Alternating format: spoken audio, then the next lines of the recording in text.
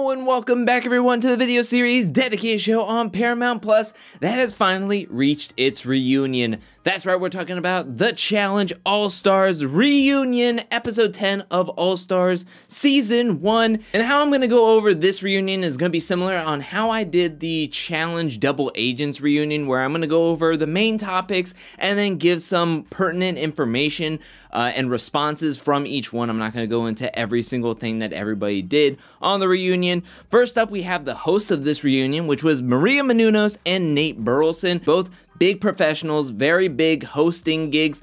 One on the sports side with Nate Burleson, the other entertainment-wise with Maria Menounos. And I think they wanted to pick these hosts because that's how the challenge is kind of set up. It's entertainment meets sports in this reality competition show. They did a great job bouncing off of everyone that was a part of the reunion and also bouncing off from themselves.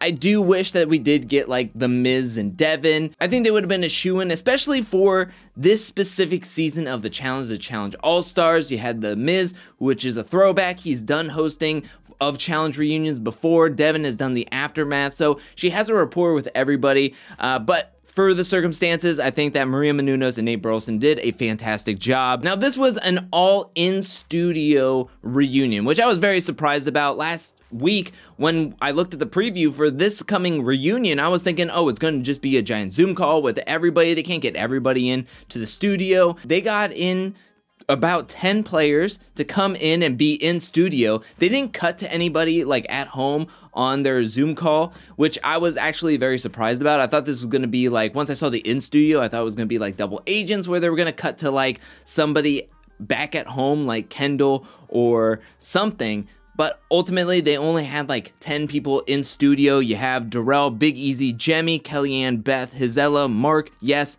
John A, and Derek. And so I understand why they brought in those specific competitors to talk about the season, because a lot of them made it far within the game. But looking back at Double Agents, when they brought up, say, like Teresa's tweet, and Teresa wasn't there to like defend herself and talk about it and where her headspace was, and everybody was just going in on Teresa, I felt a little bit awkward about that. And when coming into this reunion, you only have like half the cast or so at the reunion, so you're going to be talking about a lot of people that are not at the reunion but were on the season, like Anissa wasn't there, which I was very surprised about that Anissa wasn't there. Kendall wasn't there, Latyrian. So a lot of players who made a big impact and made it far within the game, some of them weren't there, like Alton. And so it was just like somewhat awkward when something was brought up about them, which we'll get into. So let's just jump right into it.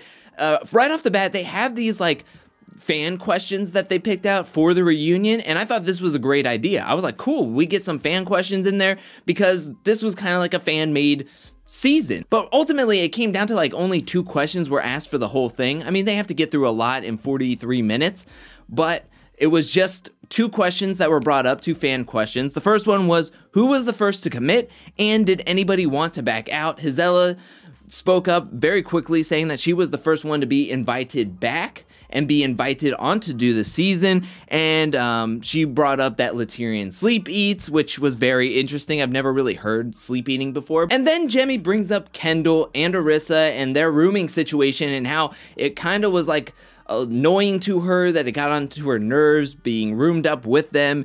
And this is where we see how this reunion is going to be, at least in the first like 10 to 12 to half of this reunion, is going to be mainly Jemmy and Hizella talking about somebody in the cast, mainly Kendall, and then we have Kellyanne coming to her defense.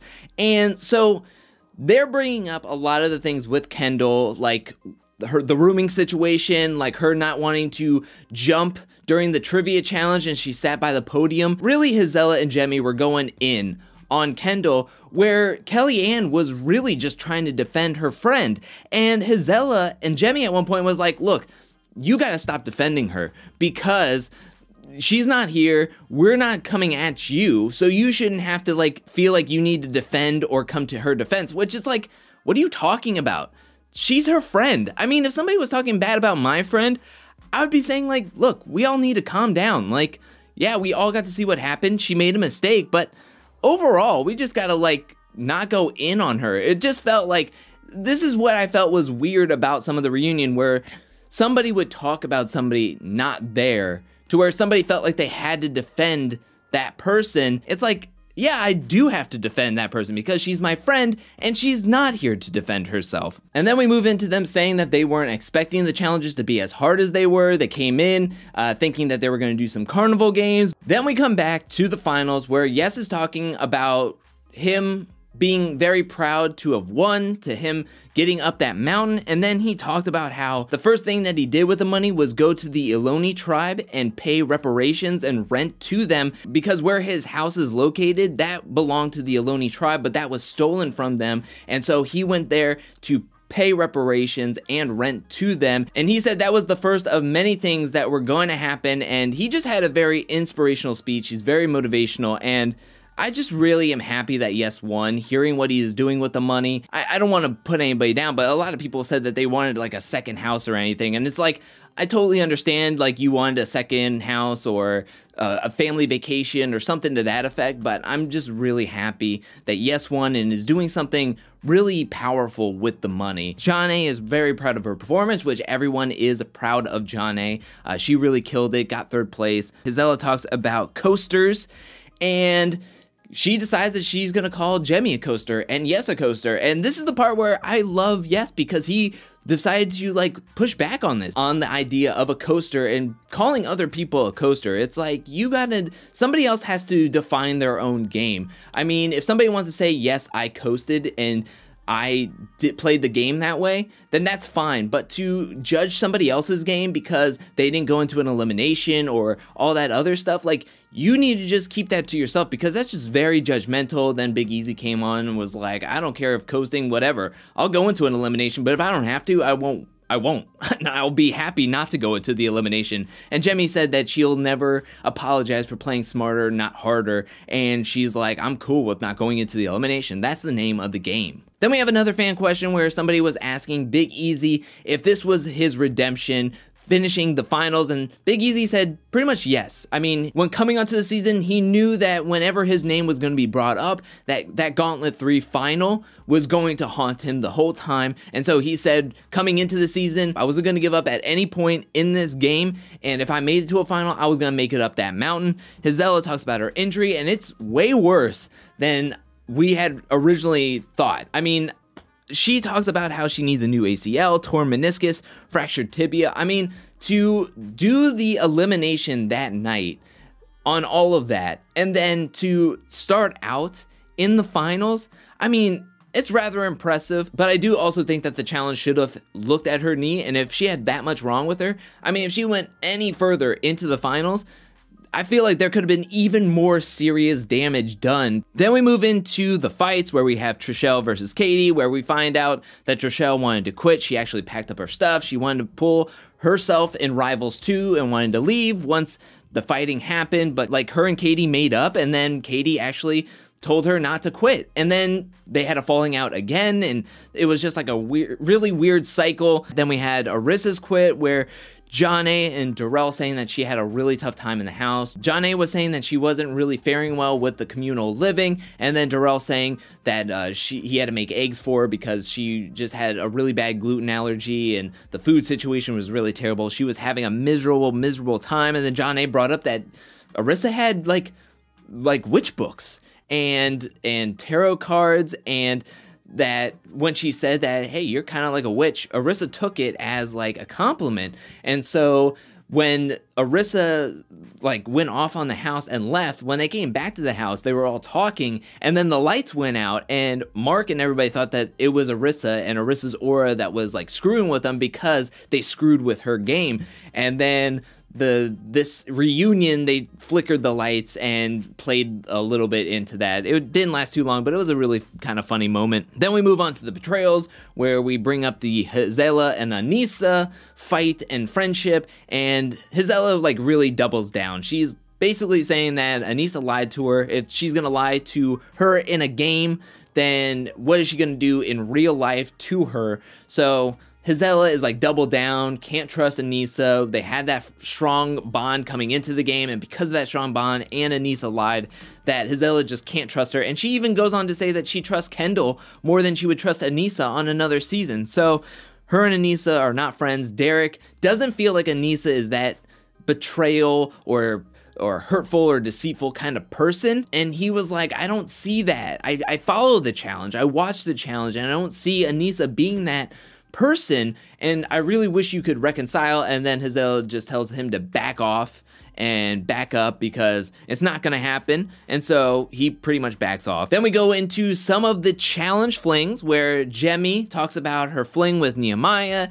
and that was just like a challenge boyfriend rather than like an actual serious relationship that's going to be met outside the house. She actually talks about Tech and says that, oh, well, if Tech would have stayed longer, something probably would have happened between them way more than it was going to happen between her and Nehemiah. And that's when they show Tech and Jemmye one night getting kind of close with each other, and Jemmye gets a little flustered a little bit, but she said that she doesn't date anybody in the reality TV scene. She dates quote-unquote real men, and I use air quotes not to condemn anybody that Jemmye has dated. I do it more because she kind of made it out that like real men don't do reality TV, yet we have men on this show like Darrell, Derek, Yes, and Mark, and more doing Challenge All-Stars, and it's like, they're real men, in my opinion. So, I mean, why are you condemning reality TV people as a sweeping generalization? And of course, they're going to talk to Gisela about her like fling and relationship with Alton. Where is that? And she talks about how they're on a long distance kind of relationship. They're on separate coasts. They're going to just be friends, and they talk like every single day, but they're not going to like pursue anything really hard and serious until their situations change. And that means like the long distance, when they find something that's like workable for their relationship together, that's when they'll get together and then maybe try to really see if this thing could work. As we're winding down, they want to do some funny moments, they do some funny falls, they talk about the melt away, and Darrell confirms that he did in fact pee on the ice. And then we have Beth talking about a time that was not aired on the challenge season where she went out to get her sunscreen, she stepped on a bee, got stung in her toe, she was yelling for somebody to help her, Alton came running to her and sucked her toe, and everybody was like, he was sucking on it for a while. And then the hosts look over asking if anybody had some final remarks. Darrell says that everyone finishing the final should say a lot about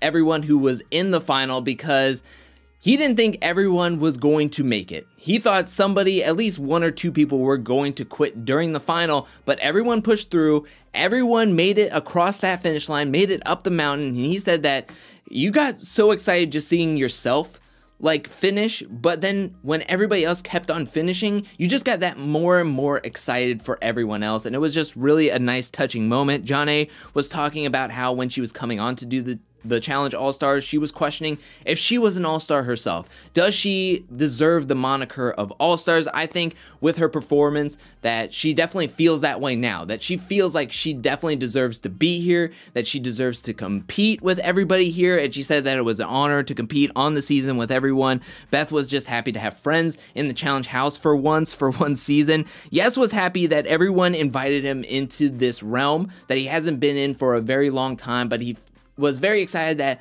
everyone was just happy. He was welcomed in with open arms, and that when talking to everybody early on, they said, we're not here just to play the game, but to change the game. And I really enjoyed hearing that, because I hope that they did change the game, because there was something about this season. It was just such a refreshing vibe, headspace, just everything was so much different and so much refreshing than, say, some of the other things that have happened on the main season of the challenge, that I would love for them to bring that vibe and energy into the main season again. I just feel like something about the Challenge All-Stars was so great, and something that was there that the Challenge All-Star has need to be brought to the main season. Then we have Mark, who thanks everyone for coming on to do the season, to making this a reality, and he's hoping that there's going to be another season, maybe another season or 2 or 7. He wants this to just go for a long time, and I think a lot of the fans want to see more. They want to see more. We want to see more of the Challenge All-Stars, so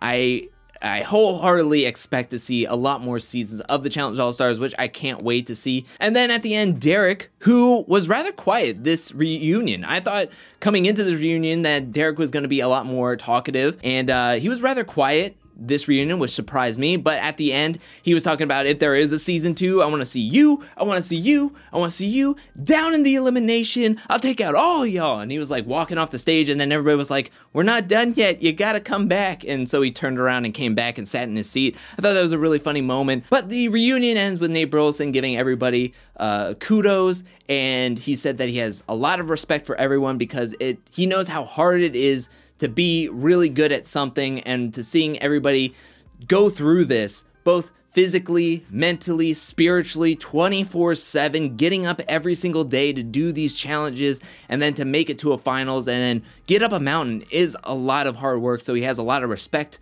for everyone on the stage. And then even Maria Menounos ends saying that we'll all see you again. So there is a season 2 in the works. I'm excited. But that is it. We are done with the Challenge All-Stars. We are officially in the Challenge off-season.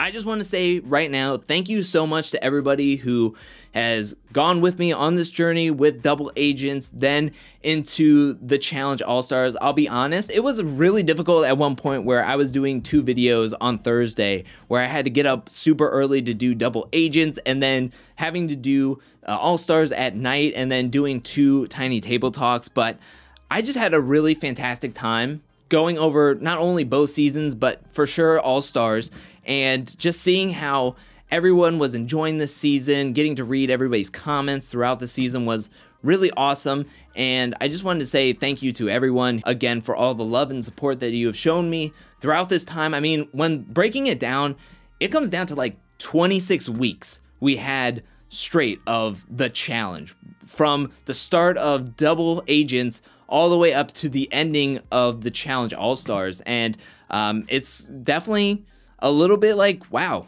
we're not going to have a challenge next week. So coming into the off season, I'm going to have a ton of challenge content, endurance, reality TV. I'm even going to do a lot of experimental stuff with like movies and all this other stuff. So I'm going to have at least 3 videos a week coming at you from here on out during the off season. I'm excited. Thank you so much again for joining me. And while you're down there, hit that like and subscribe button. Let me know anything and everything you thought about the Challenge All-Stars. Who do you want to see on the next All-Star season? What are you going to do during the off season? Are you going to watch an old school season of the challenge? Which season are you on currently? Or which season are you planning on starting to watch? Let me know that in the comment section below. Let me know anything and everything. Thank you so much for watching, and thank you again for all the support and love. I really, really, really appreciate it. And until next time, peace.